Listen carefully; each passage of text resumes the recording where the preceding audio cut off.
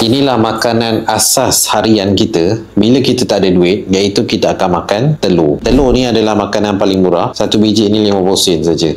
Nak ke kita makan telur hari-hari? Sampai satu tahap mungkin kita dah muak tengok telur. Telur je hari-hari. Sekarang ni ramai orang Malaysia gaji sebulan sekali. Sedangkan Allah dah janji dah, memang setiap makhluk akan ada rezeki dia. Kalau kita bergantung pada gaji yang bulan-bulan kita dapat ni, kita mengharapkan gaji daripada manusia. Sekarang ni kita nak tukar. Kita nak dapatkan income, gaji bukan bergantung pada satu bulan punya income. Itu yang kita terpaksa makan telur hari-hari. Bila gaji habis, makan telur. Gaji habis, makan telur. Berapa biji telur nak beli? Takkanlah nak makan telur je tiap-tiap bulan sampai 2 tahun, 5 tahun, 10 tahun. Jadi saya nak ajak anda, kita nak dapatkan bukan gaji bulanan, gaji harian. Macam mana kita nak dapatkan gaji harian tanpa kacau masalah kita sekarang? Katakan bos tak bagi kerja part time, nak kacau waktu tidur kita, waktu rehat. So kita tak nak efek kat situ,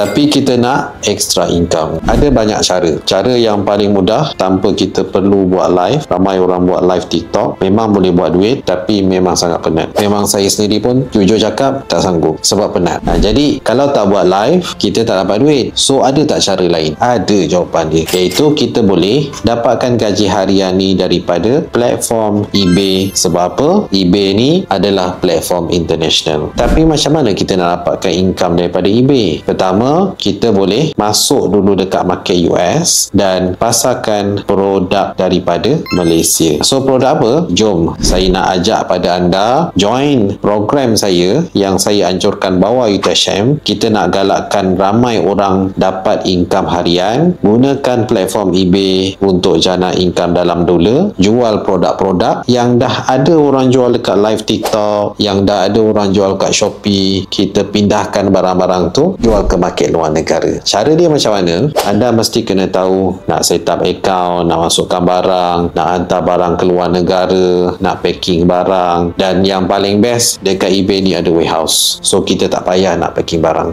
Jadi benda ni dah ramai dah buat sebenarnya. Cuma kalau bandingkan dengan TikTok tu lagi ramai lah seller dekat TikTok. Tapi ramai sangat underground seller eBay yang dah start income harian dalam USD diam-diam dia tak cerita. So banyak yang ajar daripada tim Export Overseas Academy sejak 2020. Jadi jom anda kat luar sana, anda nak selesaikan masalah makan telur hari-hari ni. Kita tak nak makan telur, kita nak makan ayam, hari-hari makan ayam. Jom anda kena ada income harian untuk dapat duit dalam dolar supaya kita boleh selesaikan gaji yang tak cukup. Jadi macam mana nak buat? Daftar sekarang. Ramai yang dah berjaya, anda boleh tengok sebab apa diorang boleh berjaya. Total sales kami ada 208 order dan jumlah jualan 11,136.18 USD. 9,000.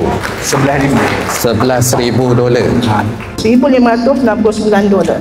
So total sales for this year around 3,000. $3,000. 54 sold. Sebab dekat platform eBay ni bukan kita menjual, kita just pindahkan barang yang kita jumpa ni masuk dalam platform eBay. eBay akan tolong carikan pelanggan untuk kita. Jadi tunggu apa lagi? Daftar sekarang. Duduk Malaysia tak apa, janji gaji USD.